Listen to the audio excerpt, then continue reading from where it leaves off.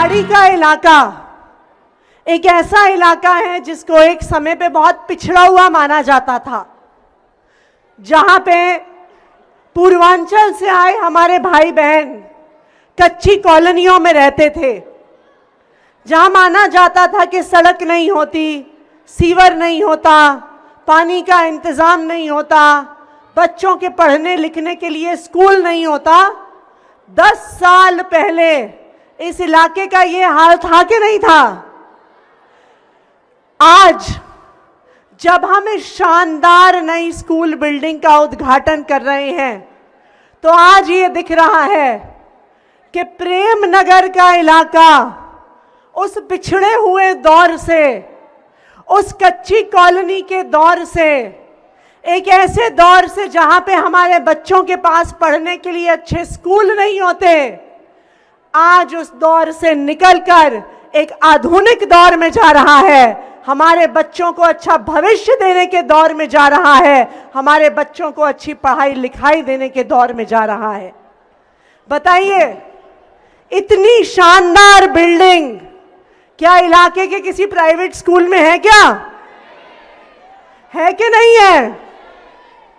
लेकिन आज दिल्ली के सरकारी स्कूल में 72 कमरों के स्कूल में आपके बच्चों को लैब मिलेगी, लाइब्रेरी मिलेगी, और मैंने तो शायद प्राइवेट स्कूल में भी नहीं देखा कि हमारे बच्चों को यहां लिफ्ट भी मिलेगी दिल्ली के शानदार सरकारी स्कूल में। मुझे खुशी है इस बात की कि जब 2015-16 के दौर में मैं किराड़ी विधानसभा आया करती थी, तो मुझे ऋतुराज जी बताते थे कि सारे किराड़ी विधानसभा के स्कूल निठारी के इलाके में हैं और बाकी किसी भी वार्ड में हमारे बच्चों के पढ़ने के लिए स्कूल नहीं है। और बच्चों को पढ़ाई लिखाई के लिए रेलवे लाइन पार करके मुंडका जाना पड़ता था, पश्चिम बिहार जाना पड़ता था, नांगलोई जाना पड़ता था, निठारी जाना पड़ता था। लेकिन मैं बधाई देती हूं विधायक जी को और यहां के इलाके के लोगों को कि उन्होंने संघर्ष करके कोर्ट तक लड़ाई लड़कर डीडीए स्कूल के लिए ये जमीन ली और आज एक शानदार स्कूल बिल्डिंग आज यहां पे प्रेम नगर के लोगों को समर्पित हो रही है। आप सबको याद होगा कि 10 साल पहले तक सरकारी स्कूलों का क्या हाल होता था। टीन टप्पर में चलते थे कि नहीं चलते थे? बताइए, चलते थे तो जरा हाथ खड़े करके बता दो जी, टीन टप्पर में स्कूल चलते थे। बच्चे टाट पट्टी पे बैठते थे कि नहीं बैठते थे? जब बरसात होती थी जैसे आज हुई, छत से पानी टपकता था कि नहीं टपकता था? सर्दियों में टूटी हुई खिड़कियों से ठंडी हवा आती थी कि नहीं आती थी? ना सिर्फ इतना, टॉयलेट गंदे होते थे, पीने को पानी नहीं होता था, क्लास में टीचर नहीं होते थे क्योंकि टीचरों की ड्यूटी कभी आधार कार्ड बनाने की, कभी पल्स पोलियो की दवा दिलवाने की होती थी। कोई भी परिवार अपने बच्चे को जब सरकारी स्कूल में भेजता था तो दिल पे पत्थर रख के भेजता था, मजबूरी में भेजता था, क्योंकि उसे लगता था कि अगर बच्चा सरकारी स्कूल में चला गया तो बच्चे का कोई भी भविष्य नहीं होगा।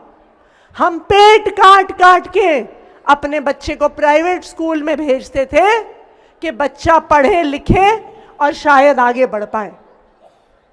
लेकिन 2015 में दिल्ली वालों ने एक चमत्कार कर दिया। क्या चमत्कार किया दिल्ली वालों ने? हाँ जी, क्या किया चमत्कार? बिल्कुल सही, दिल्ली वालों ने एक चमत्कार कर दिया कि भारी बहुमत के साथ अरविंद केजरीवाल जी को दिल्ली का मुख्यमंत्री बना दिया। यह चमत्कार दिल्ली वालों ने कर दिया और अरविंद केजरीवाल जी ने यह प्रण लिया कि दिल्ली के हर बच्चे को चाहे वो अमीर से अमीर परिवार से आता हो या गरीब से गरीब परिवार से आता हो, हर बच्चे को अच्छी शिक्षा मिलेगी, शानदार शिक्षा मिलेगी, जिंदगी में आगे बढ़ने का अवसर मिलेगा। ये प्रण लिया अरविंद केजरीवाल जी ने और उसी का नतीजा था कि दिल्ली पहला ऐसा राज्य बना, इकलौता ऐसा राज्य बना जिसने अपने बजट का 25% हिस्सा शिक्षा पे लगाया, आपके बच्चों के भविष्य पे लगाया। आज भी देश में दिल्ली इकलौता ऐसा राज्य है जो बजट का 25% हिस्सा 10 साल से लगातार आपके बच्चों के भविष्य पे लगा रहा है, सरकारी स्कूलों पे लगा रहा है, हमारे बच्चों को वर्ल्ड क्लास एजुकेशन देने पे लगा रहा है। जैसे आज प्रेम नगर में शानदार स्कूल बिल्डिंग बनी है, उसी तरह दिल्ली के अनेकों हिस्सों में वो टेंट वाले स्कूल तोड़ तोड़ कर शानदार बिल्डिंग बनाई गई। बच्चों को अच्छी टेबल, कुर्सी, स्मार्ट बोर्ड, लैब, लाइब्रेरी दी गई। टीचरों को, हमारे बच्चों के स्कूल के प्रिंसिपलों को विदेश भेजा गया कि वो विदेश से ट्रेनिंग लेके आए और आपके बच्चों को और हमारे बच्चों को शानदार शिक्षा दे सके। और आज इसी का नतीजा है कि पिछले 8 साल से दिल्ली के सरकारी स्कूलों के नतीजे प्राइवेट स्कूलों से बेहतर आ रहे हैं। ये देश के किसी हिस्से में नहीं हो रहा। ये इसी का नतीजा है कि पिछले साल सरकारी स्कूल में पढ़ने वाले 2000 से ज्यादा बच्चों ने जेईई और नीट का एग्जाम क्लियर किया और देश के बड़े बड़े इंजीनियरिंग कॉलेज और मेडिकल कॉलेज में एडमिशन लिया। ये इसी शिक्षा क्रांति का नतीजा है। दिल्ली देश का इकलौता ऐसा राज्य है जहां पर बच्चे प्राइवेट स्कूल छोड़ छोड़कर सरकारी स्कूल में एडमिशन ले रहे हैं। देश के किसी राज्य में ऐसा नहीं हो रहा जो अरविंद केजरीवाल जी के मार्गदर्शन में दिल्ली में हो रहा है। हमारे यहाँ पे प्रेम नगर के इलाके में हमारे बहुत सारे भाई बहन, ज्यादातर आप लोग पूर्वांचल से आते हैं। देखिए, कोई अपना गांव, अपना घर छोड़कर क्यों आता है? इसी उम्मीद में आता है कि हमारे बच्चों को हमसे बेहतर जिंदगी मिल पाए, हमारे से बेहतर अवसर मिल पाए, इसीलिए आते हैं ना। अगर हमारे पूर्वांचली भाइयों और बहनों की इस आशा को, इस सपने को एक नेता ने समझा है तो उस नेता का नाम अरविंद केजरीवाल है, जिसने हमारे बच्चों को एक बेहतर भविष्य देने का काम किया है। पिछले 10 साल से दिल्ली के गरीब से गरीब परिवार के बच्चे को आगे बढ़ने का मौका मिल रहा है। क्यों मिल रहा है?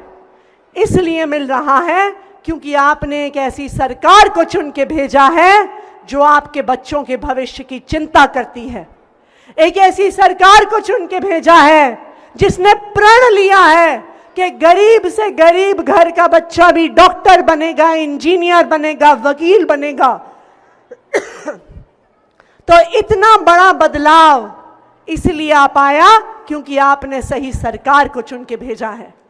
कुछ दिन बाद आपके पास फिर से ऐसा मौका आएगा। अब आपकी जिम्मेदारी है कि आने वाले 5 साल के लिए भी हम ऐसी सरकार को चुन के भेजें जो हमारे बच्चों के बारे में सोचती है, उनके भविष्य के बारे में सोचती है, उनको अच्छे अवसर देने के बारे में सोचती है। बताइए, चुनेंगे कि नहीं चुनेंगे? तो हमें आज अपने बच्चों के भविष्य के बारे में सोचना है और उस भविष्य के बारे में सोचते हुए नई सरकार को चुनना है कि आने वाले 5 साल भी हमारे बच्चों को शिक्षा के यही शानदार अवसर मिल सके जो अरविंद केजरीवाल जी ने पिछले 10 साल से हमारे बच्चों को दिए हैं।